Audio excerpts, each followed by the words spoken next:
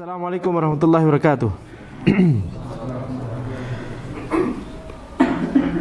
Innal hamdalillah nahmaduhu wa nasta'inuhu wa nastaghfiruh wa na'udzu billahi min syururi anfusina wa min sayyiati a'malina may yahdihillahu fala mudhillalah wa may yudlil fala hadiyalah wa asyhadu an la ilaha illallah wahdahu la syarikalah wa asyhadu anna Muhammadan abduhu wa rasuluh. Allahumma salli wa sallim ala sayyidina Muhammad wa ala alihi wa sahbihi ajma'in, amma ba'd. Kita lanjutkan pembahasan dari kitab Tazkiratus Sami' wal Mutakallim fi Adabil Alim wal Muta'allim karya Ibnu Jama'ah Al-Kinani Asy-Syafi'i rahimahullahu taala, di mana kita sampai pada adab yang ke-10 dari seorang penuntut ilmu di dalam majelis ilmu. Adab-adab yang harus diperhatikan dalam majelis ilmu. Al-ashir mura'atu naubatihi fala yataqaddamu 'alaiha bighairi ridha man hiya lahu. Adab yang ke-10 adalah hendaknya penuntut ilmu itu memperhatikan naubahnya. Apa itu naubah? Gilirannya dalam membaca kitab kepada syekhnya.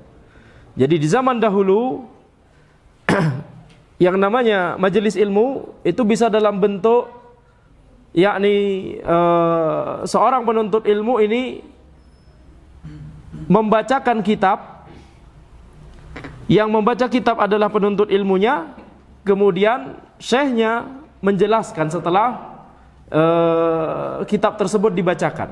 Misalkan membahas kitab hadis, maka setelah dibacakan satu hadis kemudian disyarah. Membahas kitab seperti ini setelah dibacakan satu paragraf kemudian disyarah. Maka ini adalah di antara sistem majelis ilmu pada waktu itu. Maka kita lihat adab yang harus diperhatikan. Jadi kita bayangkan majelis ilmunya tersebut itu terdiri atas beberapa penuntut ilmu yang ingin mempelajari kitab yang berbeda-beda, dan syekhnya duduk mempersilakan para penuntut ilmu untuk yakni membacakan kitab yang ingin dipelajarinya. Kemudian penuntut ilmu tersebut membaca kitabnya, kemudian syekhnya menjelaskan atau mensyarah setelahnya. Maka kita lihat di sini ya, bisa jadi dalam satu majelis tersebut setelah fulan penuntut ilmu tertentu baca kitab nahwu, kemudian ada muncul satu orang lagi ya, kemudian baca kitab tauhid, misalkan satu orang lagi kemudian baca kitab adab, misalkan satu orang lagi baca kitab fikih dan seterusnya. Ya, setelah yakni beberapa lama dihabiskan untuk fulan yang pertama, kemudian setelah selesai kemudian penuntut ilmu berikutnya dan seterusnya. Ini namanya naubah, atau kita yakni bisa kita terjemahkan giliran ya, gilirannya. Jadi seorang penuntut ilmu itu hendaknya memperhatikan gilirannya ketika dia maju untuk membaca kitab tersebut, mempelajari kitab tersebut kepada syekhnya. Maka jangan sampai dia maju bi ghairi ridha man hiya lahu. Jangan sampai dia maju padahal itu bukan gilirannya, ya. Dan itu tidak diridhoi oleh yang itu merupakan gilirannya. Waruya anna ansariyan jaa ila Nabi sallallahu alaihi wasallam fasa'alahu. Diriwayatkan bahwa seorang sahabat Ansari, ya, seorang sahabat dari kalangan kaum Ansar, itu mendatangi Nabi Muhammad SAW kemudian bertanya sesuatu kepada beliau. Waja'a rajulun min Thaqif. Akan tapi kemudian ada seorang yang datang dari Thaqif, ya, Thaqafi berarti. Yang satunya Al-Ansari datang duluan, bertanya kepada Nabi Muhammad SAW. Kemudian datang seorang sahabat Ats-Thaqafi, yakni dari Banu Thaqif, dari Taif. Faqala Nabi sallallahu alaihi wasallam, ya akha Thaqif, innal ansari qad sabaqaka bil mas'alati fajlis kayma nabda bihajatil ansari qabla hajatik. Maka Nabi Muhammad sallallahu alaihi wasallam bersabda kepada Ats-Thaqafi tadi, wahai akha Thaqif, yakni wahai saudaranya Thaqif, yakni maksudnya orang dari Banu Thaqif. Sesungguhnya ada Ansari yang telah mendahuluimu dengan bertanya suatu permasalahan, maka duduklah engkau sehingga kita bisa memenuhi hajatnya Ansari ini terlebih dahulu sebelum kita memenuhi hajatmu. Nah, ini berarti kita lihat di majelisnya Nabi Muhammad SAW, kita lihat yakni ada urutan seperti ini. Pertama orang Al-Ansari datang bertanya suatu masalah, kemudian tiba-tiba orang dari Thaqif, yakni Al-Thaqafi, tiba-tiba ingin menyela begitu, ingin loncat, ya, ingin beliau yang didahulukan. Maka ini dilarang oleh Nabi Muhammad SAW. Antum duduk dulu, sekarang giliran Ansori dulu, Al-Ansari dulu yang bertanya. Maka ini kita lihat di majelis ilmu yang seperti ini kalau kita memperhatikan, yakni ini bisa diadakan kalau marhalah atau tingkat dari setiap penuntut ilmu itu berbeda-beda, dan bidang ilmu yang dipelajari dari setiap penuntut ilmu itu pada saat ini sedang berbeda-beda. Jadi si A mau belajar nahwu, si B belajar fikih, si C belajar tauhid, si D belajar adab, ya. Mereka bawa kitab masing-masing, giliran untuk dan setiap satu penuntut ilmu itu membaca kitabnya. Yani misalkan satu paragraf disarah oleh syekhnya, syarah dari syekhnya ini kemudian bisa didengar oleh semua. Ya, jadi semua bisa mengikuti penjelasannya. Tapi dari sini kita melihat, yakni majelis ilmu seperti ini itu sangat efektif kalau penuntut ilmunya itu levelnya berbeda-beda. Ada kitab yang susah atau tebal, ada kitab yang tipis dan seterusnya. Tapi tentunya dengan memberikan isyarat bahwa penuntut ilmu yang masih pemula, ya jangan putus asa kalau misalkan pas lagi giliran penuntut ilmu yang sudah advance begitu ya, yang baca kitab tebal, kemudian penjelasan dari syekhnya nggak paham gitu misalkan ya. Jadi ini harus diperhatikan. Jadi walaupun majelis ilmunya seperti ini, lebih baik tetap memperhatikan tingkat penuntut ilmu. Sebaiknya level penuntut ilmunya sama semua, sehingga tidak ada yang merasa kesulitan untuk mengikuti penjelasan dari syekh tersebut. Qala al-Khatib yustahabbu lis-sabiqi ay yuqaddima ala nafsihi man kana ghariban li ta'aqqudi hurmatihi wa wujubi dhimmatihi. Al-Khatib berkata, yakni Al-Khatib Al-Baghdadi rahimahullah, beliau berkata, disunnahkan bagi penuntut ilmu yang mendapat giliran duluan untuk mendahulukan orang yang asing, ya, orang baru yang baru datang di kajian tersebut, kemudian mungkin ingin bertanya suatu masalah atau ingin membahas suatu kitab. Nah, ini kalau orang tersebut orang baru, maka itu yang dikedepankan. Kenapa? Karena yakni bisa jadi hajatnya lebih besar, bisa jadi datang dari kota lain, bisa jadi. Inilah kondisi dari majelis ilmu di zaman dahulu. Para penuntut ilmu yang datang kepada majelis syekhnya dari berbagai kota, dari berbagai negeri. Adapun kalau di zaman ini, syekhnya yang diundang dalam rangka safari dakwah. Betul? Udah gitu bayarnya sekian juta. Mahal sekali untuk penuntut ilmu, untuk sekedar belajar ilmu. Tidak boleh seperti ini. Thayyib, jadi bisnis. Jadi ini kalau panitia kajiannya itu belum pernah belajar, belum pernah merasakan susahnya dan bagaimana harus kerja kerasnya dalam menuntut ilmu, kemudian baru ngaji, kemudian sudah memberanikan diri jadi panitia kajian. Ini tidak boleh seperti ini. Jadi kita lihat di sini, kalau baru orang tersebut baru, bisa jadi ini datang dari jauh, punya pertanyaan yang urgent, butuh dijawab. Adapun kalau kita yang sudah biasa datang, memang orang sini begitu ya, maka kita bisa nanya nanti-nanti, kajiannya bisa nanti-nanti. Kita dahulukan yang sekiranya mungkin ini hajatnya lebih besar begitu ya. Wa ruwiya fi dzalika haditsan an Ibnu Abbas wa Ibnu Umar. Diriwayatkan dalam masalah ini ya, dua hadis dari Ibnu Abbas dan Ibnu Umar radhiyallahu anhuma. Wa kadzalika idza kana lil mutaakhir hajatun daruriyatun wa alimaha al mutaqaddim aw asyara asy-syaikh bi taqaddumihi fa yustahabbu itharuhu. Demikian pula kalau misalkan ada penuntut ilmu yang gilirannya itu sebenarnya belakangan, tapi dia punya kebutuhan yang mendesak ya, dan penuntut ilmu yang gilirannya lebih duluan itu mengetahui bahwa ini yang urutannya belakangan ini lebih mendesak urusannya. Nah, jadi misalkan dia ingin bertanya, ingin diskusi, masalahnya mendesak, diketahui oleh penuntut ilmu yang gilirannya duluan, maka ini tidak masalah untuk dipersilahkan yang lebih akhir tadi untuk yakni berdiskusi duluan sama syekhnya, atau meminta fatwa duluan kepada syekhnya atau bertanya duluan kepada syekhnya. Au asharu syekhu bi taqaddumihi fa yustahabbu itharuhu. Atau syekhnya tersebut yang menunjuk, ya fulan itu belakangan tapi silakan didahulukan saja. Nah, bisa jadi syekh kita itu mengetahui kondisinya, mungkin sudah ada pembicaraan sebelumnya bahwa si fulan ini ya punya masalah yang lebih urgent, lebih pelik begitu ya. Masalah yang berhubungan dengan yakni masalah-masalah besar ya, seperti masalah ibadat atau muamalat atau ya pernikahan, munakahat dan seterusnya.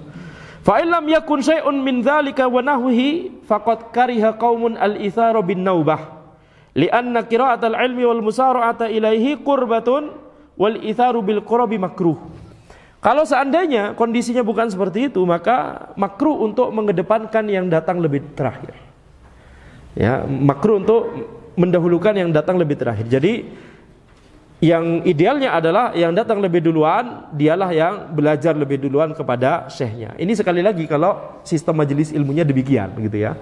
Kalau sistem majelis ilmunya yakni syekhnya langsung memberikan ilmu, menyampaikan ilmu kepada seluruh jamaah, seperti kondisi kebanyakan majelis ilmu di zaman ini, ya maka itu yakni tidak masuk bahasan ini ya. Mengapa makruh untuk mengedepankan atau mendahulukan penuntut ilmu yang datang lebih belakangan? Karena membaca ilmu, membaca kitab ilmu itu adalah qurbah, bentuk ibadah mendekatkan diri kepada Allah Subhanahu wa taala. Ya, wal musara'atu ilaihi qurbah. Yani bersegera untuk membaca kitab, membaca ilmu, ya, belajar ilmu itu adalah bentuk ibadah. Wal itharu bil qurab makruh. Dan mendahulukan orang lain untuk melakukan atau dalam melakukan perbuatan ibadah itu hukumnya makruh. Jadi ini hukum asalnya kata para ulama makruh. Bisa jadi haram, bisa jadi tidak masalah. Hukum asalnya makruh. Ini yang disebutkan oleh penulis. Bisa jadi haram kalau misalkan kondisinya, misalkan ya kita tidak ada air lagi. Air untuk berwudu cuma bisa untuk satu orang, ya misalkan satu mud air begini, ya, ini idealnya cuma bisa untuk satu orang. Tapi di situ ada dua orang yang butuh untuk berwudu. Maka kita sebagai yang punya air mungkin nggak enakan sama orang lain ini, begitu ya. Maka kemudian kita mempersilahkan orang tersebut untuk berwudu, kita tayamum. Nah ini tidak boleh. Nah, ini tidak boleh. Maka sebaiknya yakni kita yang berwudu menggunakan air tersebut karena itu milik kita. Jadi ini mendahulukan sesuatu dalam masalah ibadah itu tidak boleh dalam masalah ini, begitu ya. Atau hukumnya bisa jadi boleh.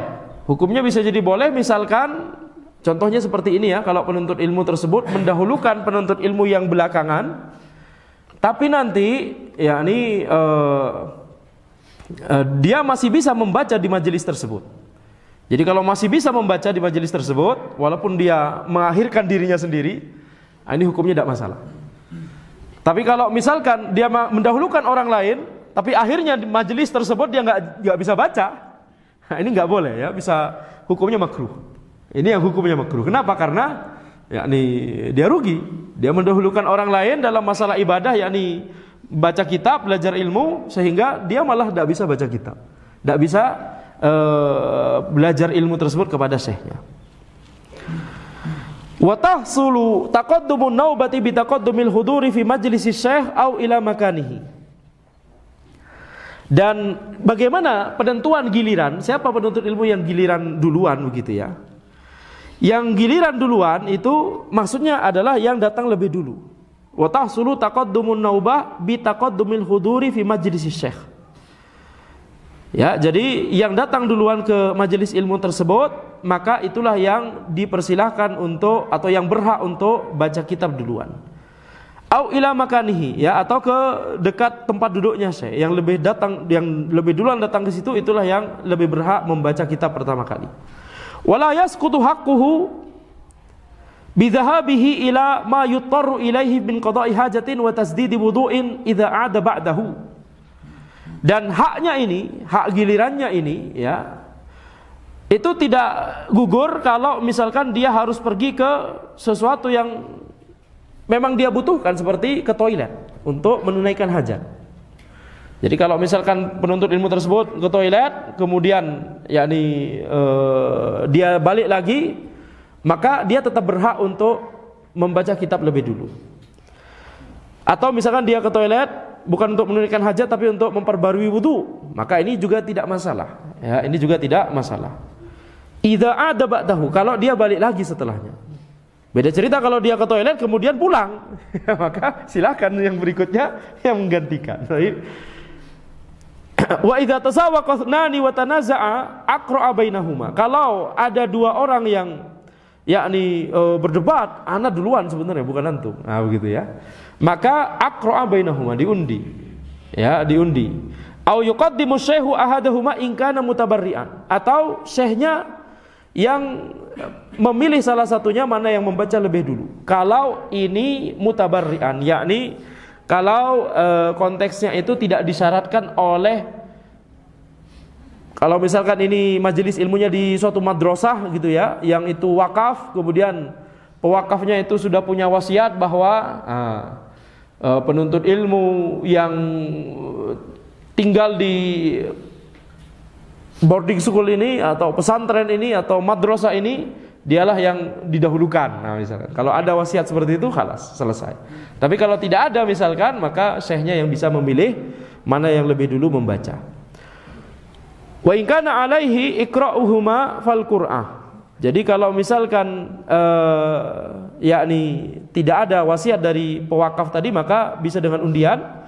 Wa mu'idul madrasah idza syurita alaihi iqra'u ahliha fiha fi waqtin fala yuqaddimu 'alaiha al-ghuraba fiha bighairi idznihim.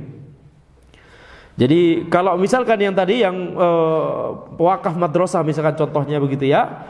Kalau misalkan dia mempersyaratkan bahwa yang membaca lebih dulu, atau bahkan syaratnya adalah yang boleh membacakan kitab. Nah, kadang ada majelis ilmu yang sistemnya tidak seperti yang tadi kita bahas, tapi sistemnya seperti yang kita lihat di Masjidil Haram atau Masjid Nabawi misalkan, yaitu kita membahas misalkan suatu kitab seperti di majelis ini, kitab Tazkiratus Sami'. Kemudian ada penuntut ilmu yang yakni membacakan kitabnya tersebut, kemudian disyarah oleh syekh. Baca satu kalimat disyarah oleh syekh, baca satu kalimat disyarah oleh syekh. Jadi tidak giliran, karena memang ini pembacanya fix, ini selalu dia, minimal di majelis ini. Majelis berikutnya mungkin beda lagi. Ya, tapi kalau kita melihat misalkan majelisnya Syekh Abdul Muhsin Al-Abbad Al-Badr, bapaknya Syekh Abdul Razak, ya, Syekh Abdul Muhsin itu qori'nya, pembacanya itu adalah syekh juga, ya, syekh juga, muridnya Syekh Abdul Muhsin tapi sudah ulama juga, dan itu fix. Membahas Sahih Bukhari, habis itu Sahih Muslim, habis itu Sunan Tirmidzi, Sunan Abi Dawud, Sunan Nasa'i, Sunan Ibnu Majah, balik lagi ke Bukhari. Oh gitu ya. Satu hadis satu persatu dibahas. Dan itu dari awal kajian sampai sekarang, ya qori'nya nggak tahu, kalau ana terakhir-terakhir tidak mengikuti. Tapi intinya qori'nya selalu sama, kecuali kalau misalkan ada uzur ya misalkan. Tapi intinya demikian. Kalau misalkan pewakaf madrasah tersebut dia mewasiatkan yang boleh menjadi pembaca kitab, nah itu adalah santri di sini. Kalau yang bukan santri tapi jamaah dari luar, maka ya sudah mendengarkan saja. Nah, maka ini harus dituruti begitu ya, karena itulah wasiatnya. Baik. Jadi di sini kita lihat, yakni jangan sampai kita melalaikan tadi yang disebut oleh penulis di sini, jangan sampai yakni kita mendahulukan yang datang lebih belakangan, yakni mendahulukan orang lain, itu namanya itsar, mendahulukan orang lain, sehingga kita malah kemudian tidak dapat kebagian untuk membaca kitab. Ini padahal dia hadir di situ, padahal dia hadir di majelis itu. Sekarang bagaimana kondisinya kalau misalkan ternyata yakni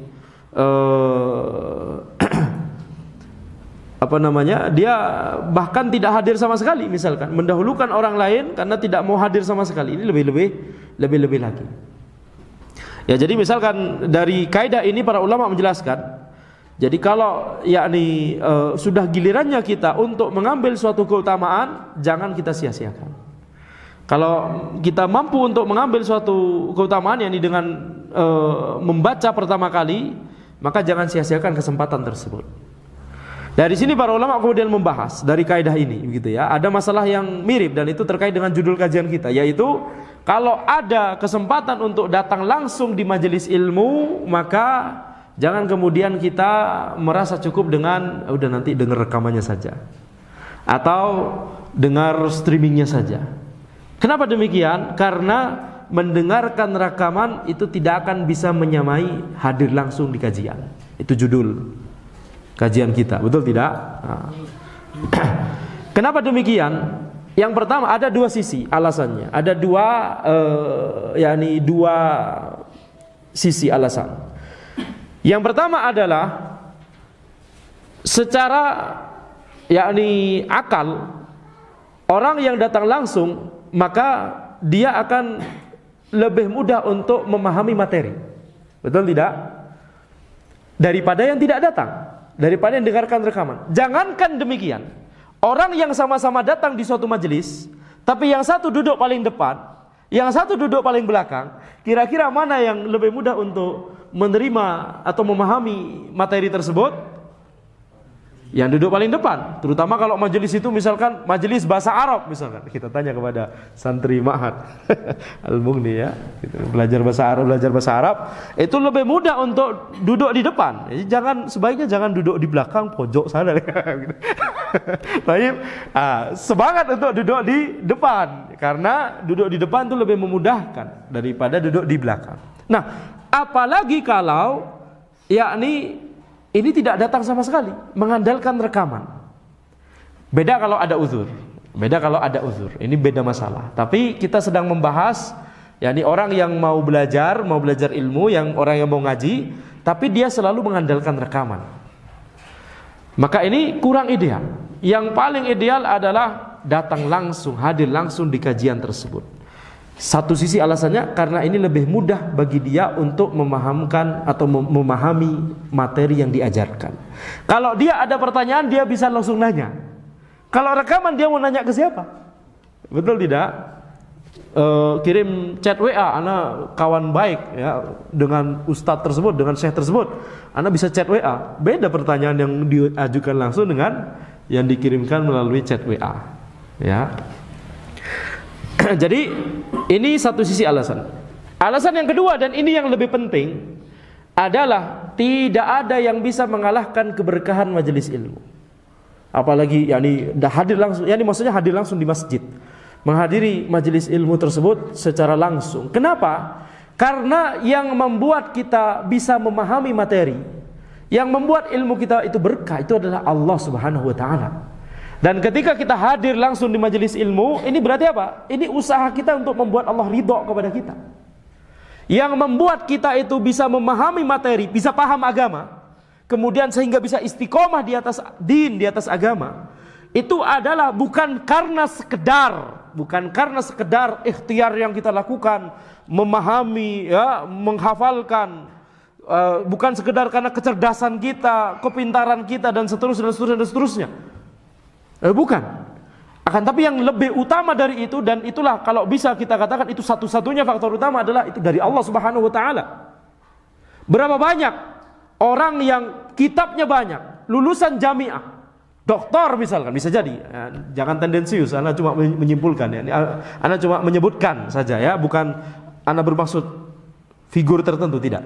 Tapi maksud ana adalah berapa banyak orang yang punya background ilmu yang memadai harusnya, lulusan jamiah misalkan. Tetapi manhajnya tidak bagus, manhajnya menyimpang. Kitab, kalau dia bisa baca kitab, semua kitab di maktabah dia bisa, akan tapi menyimpang.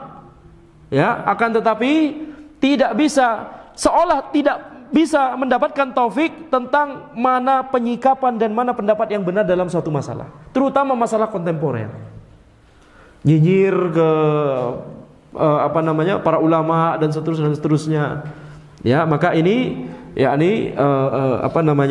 ini adalah tanda bahwa pemahaman dan keistiqomahan itu adalah dari Allah Subhanahu wa taala, bukan dari yakni alasan-alasan yang tadi ya, alasan-alasan yang berupa ikhtiar manusia, yakni kecerdasannya, hafalannya, kemudian metode belajarnya, itu juga itu sebab ya, itu sebab. Tapi siapakah yang menjadikan hukum sebab akibat di alam semesta ini? Allah Subhanahu wa taala, betul tidak? Allah Subhanahu wa taala yang memberikan pemahaman kepada kita. Allah Subhanahu wa taala yang membukakan pintu pemahaman kepada kita.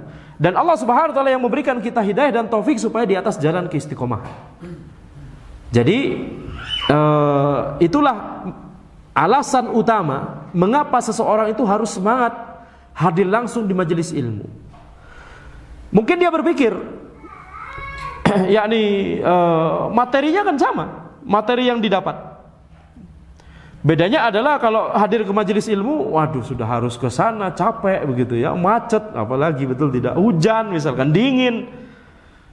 Padahal materi yang didengar sama. Kalau misalkan Anda cuma duduk di rumah, ngopi-ngopi, kemudian dengerin streaming atau dengerin rekaman, materinya sama. Ini yang kita katakan dari tadi. Materinya bisa jadi sama, tapi pemahaman kita dan keistiqomahan kita di atas ilmu tersebut bisa berbeda. Berapa banyak orang yang sudah memahami suatu ilmu, tapi ketika kemudian terjadi suatu masalah kontemporer, suatu nawazil, suatu hawadith, suatu masalah. Seperti sekarang misalkan, apa masalah yang sedang panas saat ini, Palestina misalkan. Atau masalah-masalah yang lain, tahdzir syekh ini kepada syekh itu. Masalah yang lain juga misalkan. Banyak masalah nawazil di zaman ini. Tiba-tiba muncul Bitcoin misalkan, banyak nawazil. Tiba-tiba muncul kris misalkan, banyak nawazil. Berapa banyak orang yang sudah paham ilmunya, sudah belajar sebenarnya, akan tapi dalam masalah tersebut tergelincir. Dia mengatakan ini halal padahal ini haram. Dia mengatakan ini haram padahal ini halal. Dia mengatakan ini adalah tidak masalah padahal itu adalah yakni kebid'ahan dan seterusnya. Berapa banyak orang yang seperti ini. Ilmunya sudah dia baca, sudah dia pahami sebelumnya, tapi ketika ketika waktu di mana ilmu tersebut dibutuhkan, ilmu tersebut tidak hadir. Ini yang kita maksud. Ini yang kita maksud hidayah dan taufik dari Allah Subhanahu wa taala. Ilmu tersebut bisa hadir ketika kita membutuhkannya. Jadi ilmu itu bukan sekedar kita bisa, Anda sudah bisa baca kitab ya. Anda tinggal baca kitab aja, ngapain Anda hadir langsung di majelisnya para ulama, Anda bisa sendiri. Nah, ini tanda awal dari tergelincirnya atau dari penyimpangan seseorang. Tanda awal dari penyimpangan seseorang, yakni ketika dia merasa sudah seperti ini. Dia merasa bahwa syekhnya adalah kitabnya. Anda sudah bisa baca kitab. Ya, maka ini berbahaya. Ya, maka ini berbahaya. Berapa banyak sekarang yang orang yang yakni sudah pernah bahas, yakni belajar tentang manhaj, kemudian bagaimana tidak boleh mengambil ilmu dari orang yang menyimpang. Kemudian yakni bagaimana kita harus hati-hati dalam dan selektif dalam mengambil ilmu misalkan gitu ya. Tapi kemudian ternyata ada nawazil. Apa nawazil? Ini nawazil yang terjadi, yang ada di Indonesia dalam ini bukan nawazil sebenarnya, tapi metode belajar yang baru masyhur di Indonesia, itu belajar fikih dengan mazhab. Betul tidak? Sebelum-sebelumnya itu di kalangan orang ngaji di Indonesia belum dikenal, enggak dikenal masyhur. Padahal ana sependapat bahwa kita harus belajar secara terstruktur pakai kurikulum mazhab, tidak masalah, tapi jangan fanatik. Nah, ada sebagian orang yang berusaha untuk menggunakan metode ini, kemudian misalkan belajar mazhab Syafi'i misalkan. Belajar mazhab Syafi'i tidak masalah juga. Tapi kita juga harus hati-hati dengan pengajar atau syekh atau ulama yang zaman dulu begitu ya, yang akidahnya menyimpang misalkan. Hati-hati dalam membaca kitabnya, harus selektif. Betul? Tapi kemudian muncul penuntut ilmu belakangan yang sekarang ini kemudian yakni merasa bahwa yakni ada orang yang menyebarkan penyimpangan, ya, menyebarkan pemahaman irja, bukan dikenal sebagai yakni ulama sunnah atau ustadz sunnah, tapi kemudian berdalil sayang kalau kita tidak belajar ilmunya. Kemudian dia menyebarkan padahal pemahamannya sangat yakni jauh sekali dari yang selama ini dipelajari oleh dia di Kitabut Tauhid, di Al-Aqidah Al-Wasithiyah dan seterusnya. Tapi dia tergelincir. Kenapa? Karena ya itu tadi, ya, hidayah dan taufik dari Allah itulah yang membuat kita bisa istiqomah di atas din. Kemudian adab yang ke-11, ayyakuna julusuhu baina yaday syekh ala ma taqaddama tafsiluhu wa hay'atuhu fi adabihi ma syaikhihi. Hendaknya dia penuntut ilmu tersebut ketika duduk di depan syekhnya, dia harus memperhatikan adab ketika duduk. Dan ini sudah dibahas di beberapa bab sebelumnya, ya. Wa yuhdiru kitabahu alladhi yaqra'u minhu ma'ahu wa yahmiluhu bi nafsihi. Dia membawa kitabnya yang mau dia baca di hadapan syekhnya dan dia pegang dengan tangannya sendiri. Wala yad'uhu halal qira'ah 'alal ardi maftuhan. Hendaknya dia tidak meletakkan kitabnya tersebut di tanah atau di lantai kemudian dia baca begitu, ya. Kitabnya di lantai. Tidak boleh. Tetapi wallahu alam, maksudnya adalah ketika dia sedang membaca kitab, kemudian kitabnya ditaruh di lantai. Ini kurang beradab terhadap kitab ilmu. Tapi apa hukumnya? Apa hukum dari meletakkan kitab ilmu di lantai? Hukum asalnya tidak masalah. Tidak masalah. Ya. Kalau mushaf mungkin standarnya lebih tinggi, lebih baik kita letakkan di rak atau di atas, di meja begitu ya misalkan. Tapi kalau kitab ilmu, hukum asalnya tidak masalah di lantai. Tapi ini konteksnya adalah dia sedang membaca kitab tersebut di hadapan syekhnya dan para jamaah, kemudian diletakkan di lantai begitu. Kurang beradab. Betul? Hendaknya dipegang oleh tangannya. Bal yahmiluhu biyadaihi wa yaqra'u minhu. Tapi hendaknya dia memegang kitab tersebut dengan tangannya, kemudian dia baca. Wala yaqra'u hatta yasta'dzina syekh. Jangan dia baca sebelum diizinkan oleh syekh. Zakarahul khatib an jama'atin minas salaf wa qala yajibu alla yaqra'a hatta ya'dzana lahu syekh.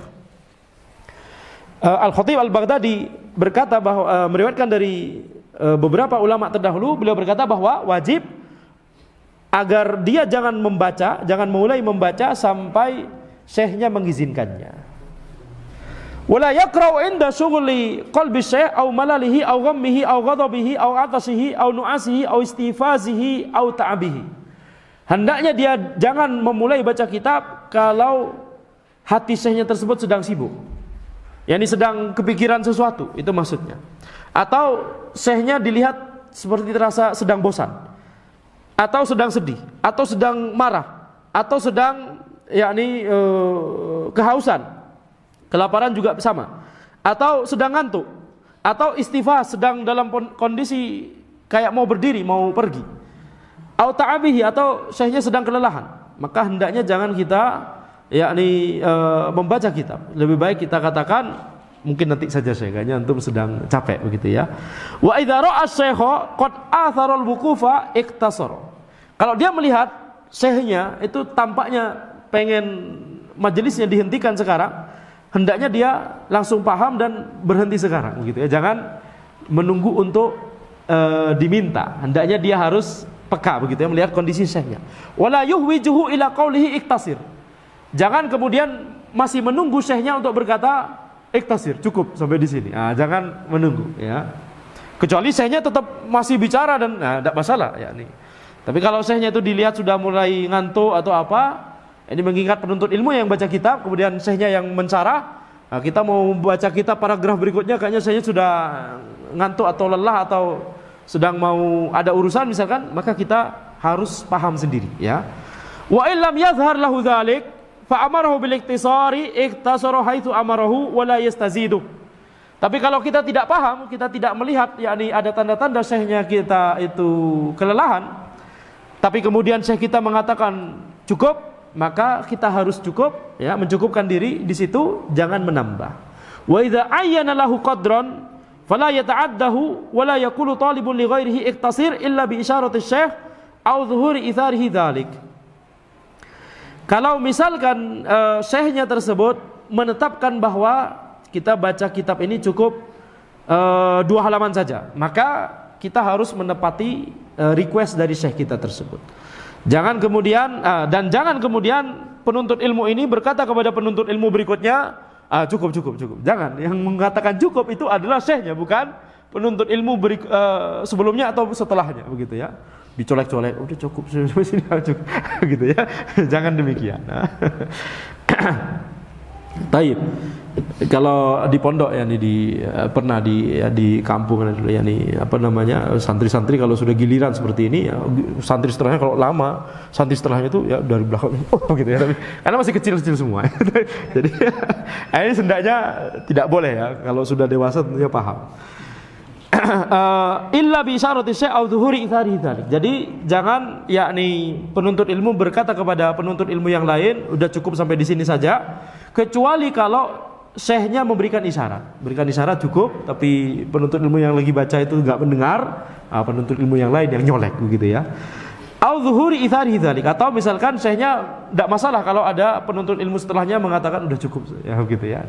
Kalau syekhnya enggak masalah dengan itu, tidak masalah. Baik, mungkin kita yakni azan terlebih dahulu, kemudian kita lanjut sesi tanya jawab setelah ini insyaallah.